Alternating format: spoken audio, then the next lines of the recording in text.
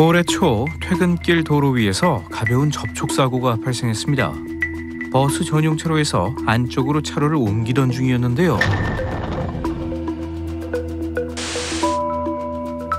옆 차로를 지나던 차량이 멈추지 않고 제보자의 차를 들이받습니다. 3차선 쪽에 버스 정류장이 있고 차량들이 많이 정차해놓고 있어요. 그러니까 이제 3차선에서 2차선으로 차선 변경하는데 제가 진입을 하니까 갑자기 가속을 한 거예요. 가속을 할 수 없는 상황인데도 가속을 한 거죠. 제보자는 차로를 변경하는 순간 상대 운전자의 주행이 어딘가 이상해 보였다는데요. 다른 차량에 비해 속도가 유난히 빨랐던 것은 물론 충돌 직전에는 오히려 속도를 더 내는 것 같습니다. 단순 전방주시 태만 사고라고 하기에는 운전자의 태도 역시 심상치 않았다는데요. 처음에는 사고가 났을 때는 저도 이제 놀랬으니까 걱정돼가지고 이제 뭐 다친 사람 없냐고 해서 문을 봤더니 운전자까지 5명 타고 있는 걸 알게 된 거죠. 사고 나면 야 괜찮아 뭐 친구들이면 그렇게 할만 하잖아요. 5명이서 의사소통하지도 않았고요. 사고가 났는데도 서로의 안부를 전혀 묻지 않았다는 운전자와 동승자들. 그들은 제보자에게도 똑같은 태도를 보였답니다. 보통 사고 나면 놀래서 좀 당황해하는 기색이 있어야 되는데 당황하기보다는 좀 과한 액션을 보이더라고요. 뭐 내리자마자 저한테 형님 보셨냐고 차가 붕 떴다고. 상대 운전자는 제보자의 안부 대신 서로의 잘잘못을 따져가며 사고의 과실 비율을 설명했다는데요. 자기가 차 사고 경험이 많아서 아는데 이런 사고는 형님이 다 과실이 많으시니까 저희 5명인 거 아시죠? 하면서 다 입원할 거라고. 그러면서 이제 합의금도 많이 나오실 거다 이런 식으로 막 얘기를 하는 거예요. 분쟁심의위원회의 기준을 보면 선행하는 차량이 차로를 변경하는 중에 발생한 사고는 앞 차량에게 70%의 과실이 주어집니다. 그러다 보니 제보자는 신고가 본인에게 오히려 불리하게 작용하지는 않을까 싶었다는데요. 그래서 어쩔 수 없이 경찰에 사고 접수를 하지 않고 보험사끼리 합의를 진행하는 것으로 사건을 마무리했답니다. 나에게 과실 비율이 더 높게 책정됐을 때는 나에게 범칙금이나 벌점이 부과될 우려가 더 높기 때문에 신고를 주저하게 되는 겁니다. 의심스럽지만 향후 내가 더 불이익을 입을 수 있다는 우려 때문에 이대로 사건을 해결하고 넘어가자는 생각을 많이들 갖고 계신 거죠. 그래도 가벼운 접촉사고라 부담이 크지 않을 줄 알았지만 큰 착각이었습니다. 대인보험으로 지급된 금액만 무려 750만 원이 넘습니다. 운전자를 포함해서 상대 차량에 5명이 타고 있었기 때문이죠. 그 당시엔 되게 억울하더라고요. 포항에서 차량이 아예 맘먹고서는 급가속을 하는데 그걸 보고 피할 수가 없어요. 그냥 보험 처리해놓고 보험사에다가 보험사기 조사만 해달라고 한 거죠. 그로부터 2달 뒤 또 다른 제보자 역시 이와 아주 비슷한 사고를 겪었다는데요. 그 깜빡이도 켜고 이렇게 딱 들어가는데 갑자기 뒤에서 막는 거예요. 그냥 상황이 워낙 이제 복잡한 곳이기 때문에 당연히 양보를 해주는 거라고 생각을 했거든요. 사고는 마찬가지로 버스 전용차로에서 벌어졌습니다. 뒤를 살피며 차로를 변경하는 순간 충격을 받은 차량이 좌우로 흔들리는데요. 제가 막 화를 냈죠. 아니 왜 양보를 안 하세요? 깜빡이 안 보셨어요? 막 이랬더니 죄송합니다 이러는 거예요. 왜냐면 이 사람이 박았으니까. 보험사를 기다리는 동안 김관우 씨는 상대 운전자의 태도 덕분에 더욱이 본인이 추돌 사고의 피해자라고 믿었답니다. 보험 보도록 기다리고 있는데 갑자기 그 친구가 와가지고 막 편의점에 가서 박스를 하나 사가지고 와가지고 막 이거 드시고요, 막 조금만 막 기다려, 무슨 뭐 보험사 직원처럼. 그러던 와중 사고 소식을 듣고 도착한 진짜 보험사 직원으로부터 놀라운 이야기를 전해드릴 수 있었답니다. 출동 담당자님이 그러셨어요. 여기가 많대요. 딱 보면은 사고 난 현장에서 다 다리 올려놓고 저렇게 막 신나서 담배 피고 차 안에는 완전 연기 자욱하고 이거 대석에 걸리셨다고 딱 그러는 거예요. 혹시나 고의 사고는 아닐까 의심이 되는 상황. 그러나 제보자는 경찰서까지 찾아가서 사고를 접수하지 못하고 돌아와야 했습니다. 정식적으로 원래 접수가 왜 안 됐냐면 거기 뒤에 5명이 앉아 있었어요. 근데 한 명당 5점인가 그렇대요. 그 사고가 나면은 그럼 벌써 5 곱하기 5 하면은 벌써 25점인 거예요. 거의 저의 그 협박 수준이었어요. 제가 그거 없었으면 당연히 저 경찰 했죠. 이번 사고의 경우 후행 차량의 안전운전 의무보다 선행 차량의 진로 변경 방법 위반 사안이 과실이 더 큽니다. 그래서 신고를 하게 되면 진로 변경 방법 위반에 따른 벌점 10점, 차량 탑승자의 부상에 따른 벌점이 각 5점, 총 35점의 벌점과 범칙금이 부과되는 거죠.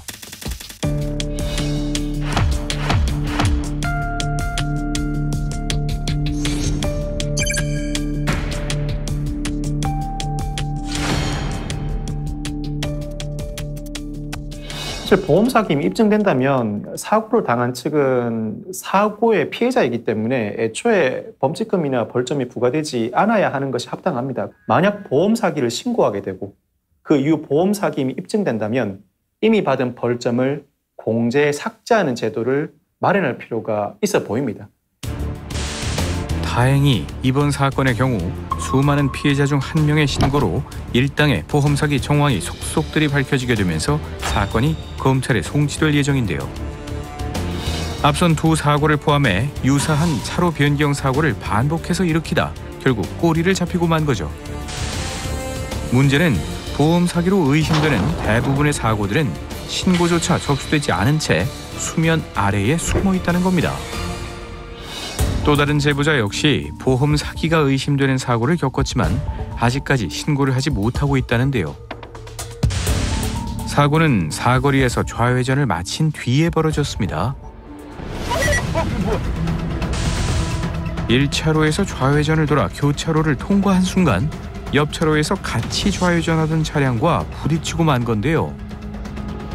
차선을 인지하지 못했던 점에서 잘못이 있다고 생각하는데 상대방 차량이 뭔가 고의적으로 박았다는 느낌이 좀 드는 거예요. 차선을 밟고 있었기 때문에 주의를 기울여야 했던 건 당연한 사실입니다. 그러나 상대 운전자가 본인의 차량을 인지하지 못했다는 게 이해가 되지 않았다는데요. 심지어 사고를 피하기 위해 경적을 울리거나 속도를 줄이는 등의 조치도 전혀 없었습니다. 접촉한 걸 약간 어느 정도 느낄 수 있을 정도의 휠 긁히는데 상대방 차량은 굉장히 깨져 있는 거예요. 이게 이렇게 날 사고가 아닌데 라는 좀 생각이 들더라고요. 게다가 상대 차량은 사고에 비해 이상하리만치 파손이 심했는데요. 보험사 직원 역시 이번 일이 단순 사고가 아닐 수도 있을 거라고 의심했답니다. 보험사분이 오자마자 뭔가 이제 의심이 된다. 그러나 정황만 있을 뿐 명확한 보험 사기의 증거를 찾지 못해 합의를 진행하고 사고를 마무리했는데요. 그리고 얼마 뒤 또 다른 운전자 역시 같은 장소에서 동일한 사고가 발생했습니다. 마찬가지로 좌회전을 마치고 차량이 2차로를 물고 있는 상태에서 옆 차량과 충돌한 건데요. 시속 60km 이하로 주행하십시오.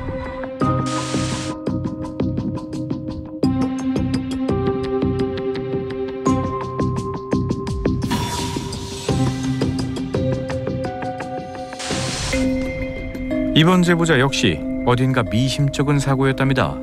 제보자의 차량이 분명히 앞서 있었지만 무슨 이유에선지 상대 운전자가 속도를 줄이지 않았던 거죠. 게다가 충돌 직전에는 상대 차량이 1차로에 이상하리만치 가까이 붙어있는 모습도 확인할 수 있었습니다. 내가 박았나 보다 처음에 이 생각이 들었죠. 그리고 나서 앞차 운전자가 내려서 저희한테 오자마자 여기 S자커브 구간이라고 인정하시죠? 이래요.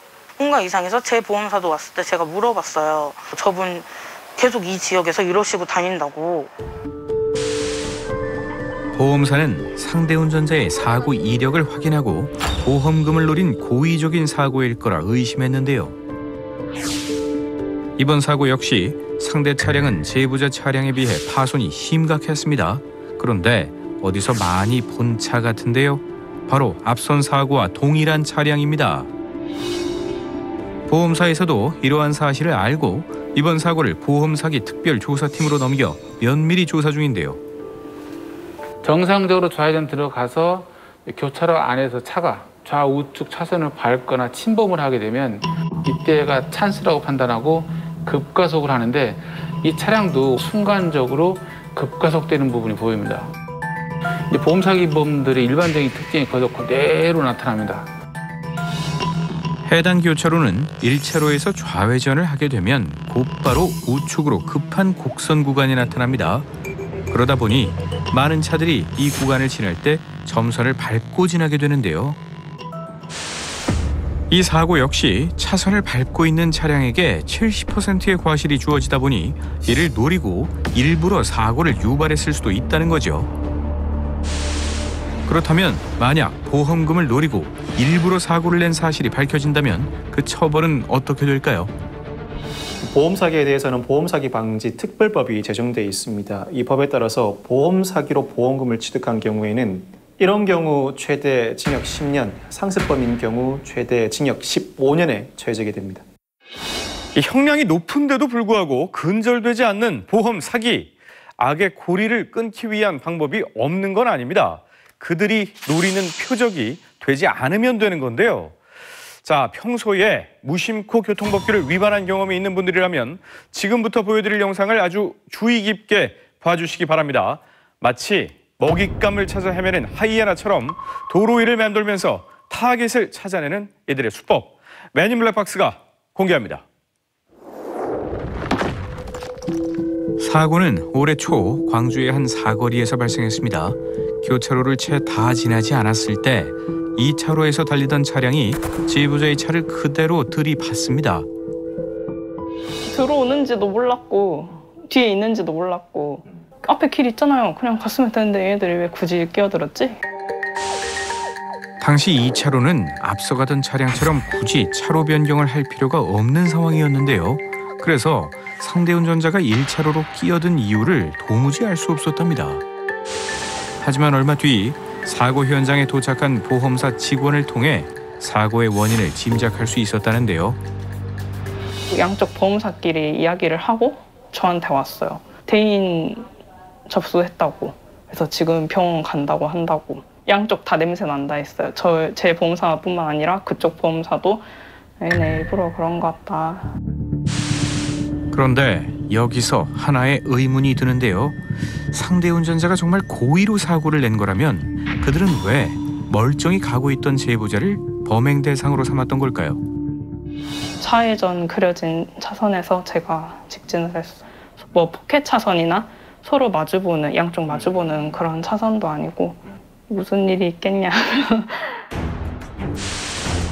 사고가 났던 사거리의 1차로는 직진이 불가능한 좌회전 전용 차로였습니다. 그래서 제보자가 노면 표시를 위반하는 순간을 노려 일부러 사고를 냈을 수 있다는 거죠. 실제로 교차로를 지나다 보면 좌회전 전용 차로인 1차로에서 직진하는 차량을 심심치 않게 볼 수 있는데요. 경기도의 한 교차로를 살펴본 결과 노면 표시를 어기고 직진하는 차량이 올바르게 좌회전하는 차량보다 많았는데요. 이처럼 노면 표시를 위반해 발생하는 사고는 분명 위반 차량에게 과실이 더 많을 수밖에 없겠죠. 요즘 들어서 이제 법이 바뀌면서 이게 노면지시 위반, 쉽게 말하면 좌회전 차선을 직진하고 차선을 좌회전하고 하는 것들이 예전하고 달리 100대 정도 바뀌었어요. 그러다 보니까 이것을 이용한 부분들이 조금 많이 늘어난 것은 사실인 것 같긴 합니다.